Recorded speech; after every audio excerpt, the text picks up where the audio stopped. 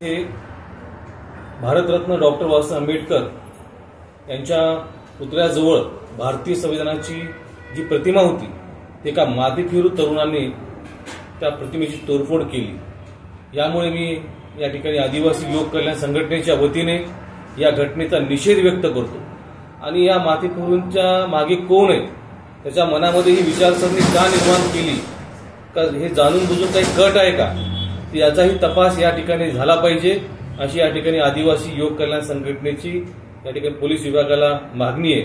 तसेच भारतीय संविधानाच्या माध्यमातून समता, बंधुत्व, न्याय आणि स्वातंत्र्य ही जी मूल्ये या ठिकाणी स्थापन केली आणि त्या माध्यमातून अनेक बांधवांना आणि आपल्या सर्व बांधवांना या ठिकाणी सन्मानाने जगण्याची जी संधी या ठिकाणी निर्माण झालेली आहे। हीच विचारसरणी कोणाला मान्य नाहीये का? हे मुद्दामून या ठिकाणी करण्याचं काम आहे का?